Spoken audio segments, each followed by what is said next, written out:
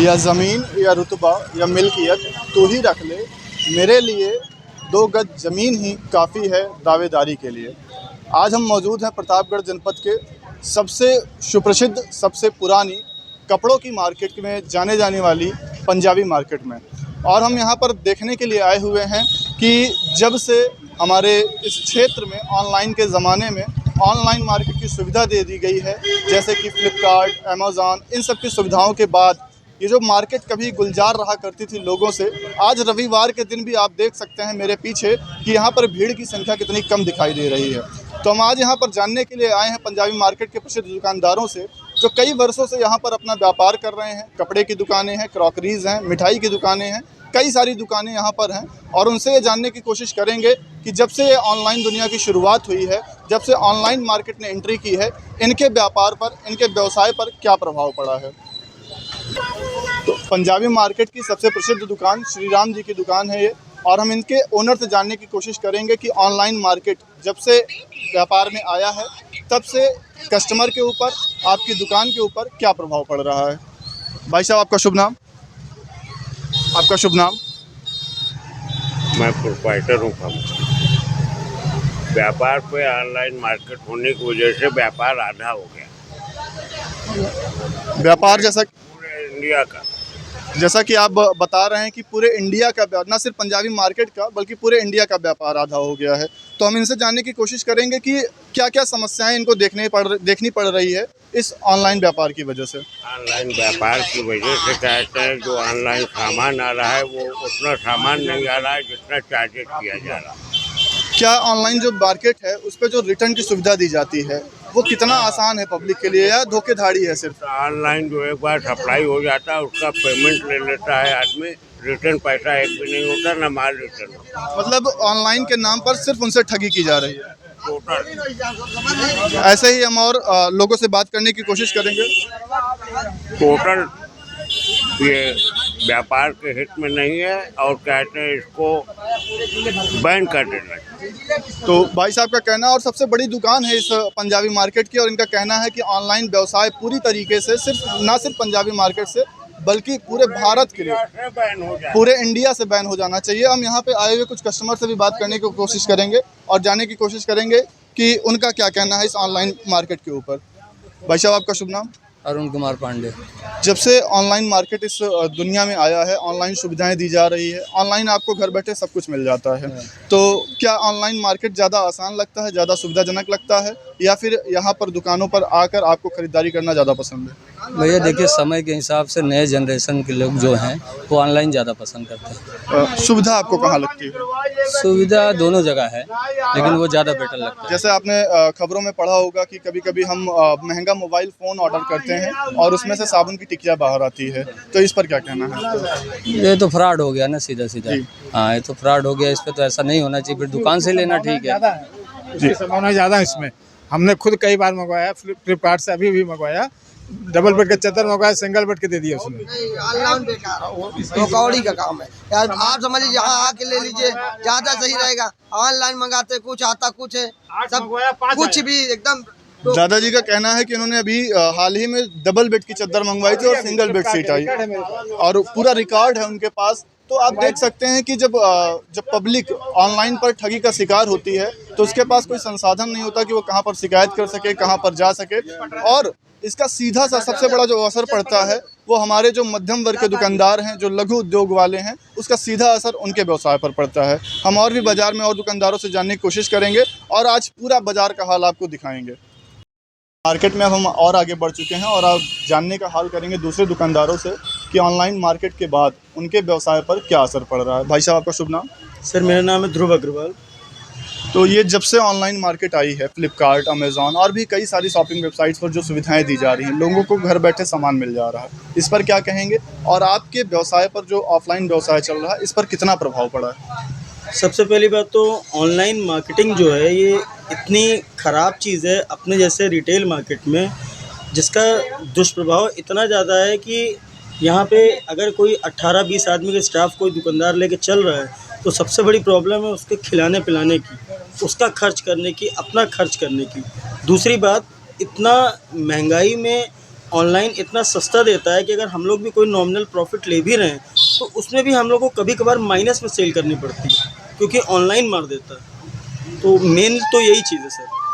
समस्याएं जो लोगों को घर बैठे सामान मिल जाता है उनके लिए तो ये सुविधा होती है, लेकिन लोग ये नहीं समझ पाते हैं। कभी कभी जब चीज़ें सामान उनके सामने आता है तो कभी ख़राब निकलता है, कभी उस सामान की जगह दूसरा सामान मिल जाता है, कभी कभी तो महंगे मोबाइल की जगह उन्हें साबुन की टिक्कियाँ मिलती है। इस पर क्या कहेंगे? सर कुछ कस्टमर्स तो थोड़ा एक्शन ले लेते हैं, कंज्यूमर फोरम वगैरह चले जाते हैं, और कुछ कस्टमर इतने सीधे होते हैं कि उसको इग्नोर कर डालते हैं, जाने दें कोई फ़र्क नहीं पड़ता है।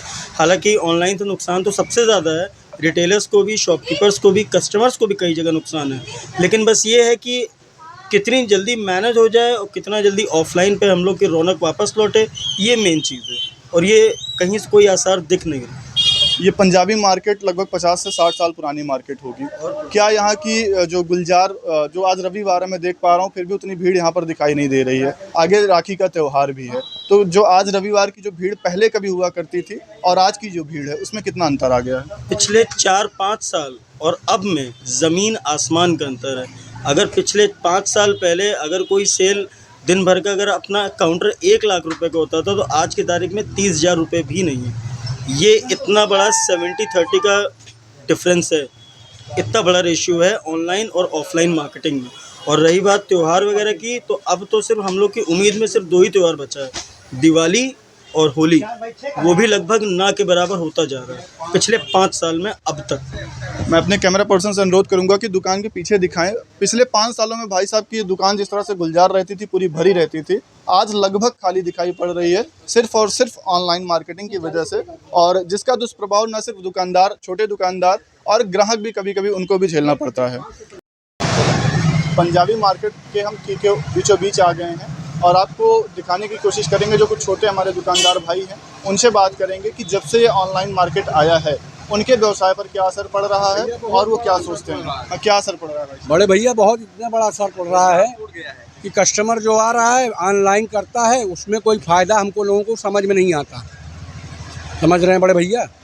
ऑनलाइन का मतलब है कि आज लोग घर बैठे फ्लिपकार्ट, अमेज़ॉन, कई सारी जो है वेबसाइट से मंगा ले रहे हैं। तो क्या क्या फ़र्क पड़ गया है आपके व्यापार पर? ये जो गुलजार हुआ करती थी, कभी यहाँ की सड़कें, कभी यहाँ की मार्केट में जगह नहीं मिलती थी आने जाने की, आज जो पूरी सूनी दिखाई पड़ रही है, इस पर क्या कहेंगे? सर दुकानदारी में वो बात रह नहीं गई है। पहले जैसे बेसाव होता था, आदमी पैसा लेके आता था तो चपक की दुकानदारी होती थी, अब वो बात रह नहीं गई। अब घर बैठे जो है लोग मंगा ले रहे हैं, कोई भी हो, कपड़ा हो, चप्पल हो, जूता हो, कोई भी व्यवसाय हो, खाने पीने का रोज़गार एकदम टूट सा गया है। पैसे की जान लीजिए, जेब में पैसे आते नहीं, पैसे आते हैं बैंक में जाओ, चक्कर लगाओ, वहाँ पे नंबर लगाओ, घंटे 2 घंटे हो जाते, जाके दुकान खोलो, यहाँ पे कस्टमर है ही नहीं।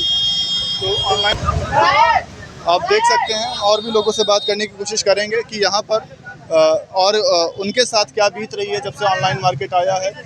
भाई साहब, आपका शुभ नाम? मेरा नाम आरिफ है।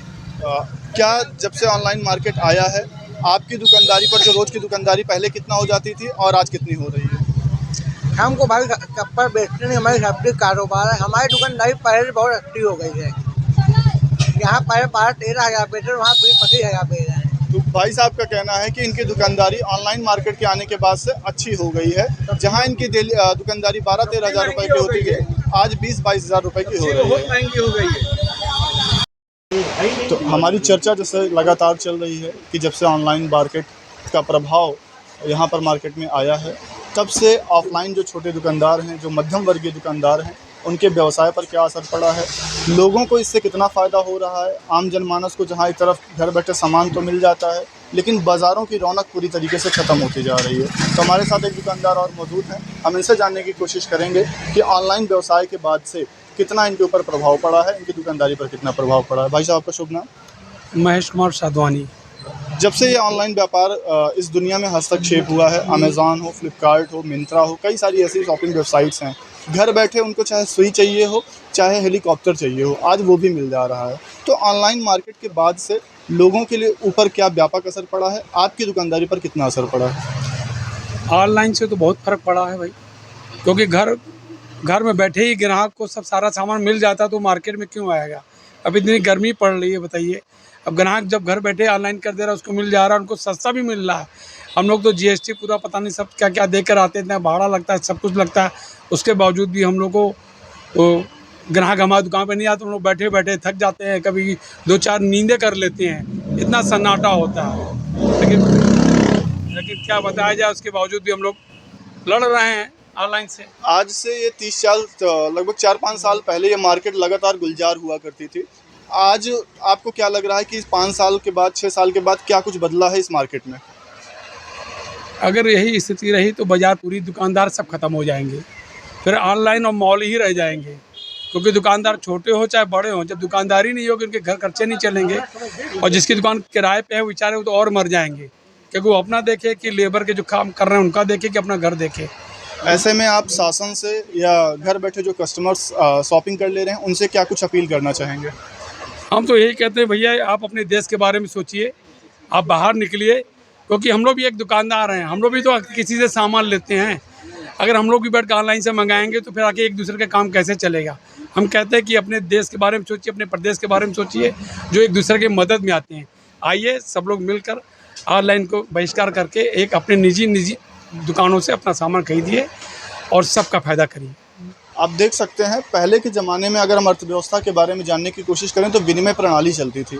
एक किसान भाई जो अपना सामान दे करके दूसरे का जब सामान देता था तो वो उसके यहाँ जो उपज होती थी वो उसको लेता था और अपने यहाँ जो उपज होती थी वो उसे देता था।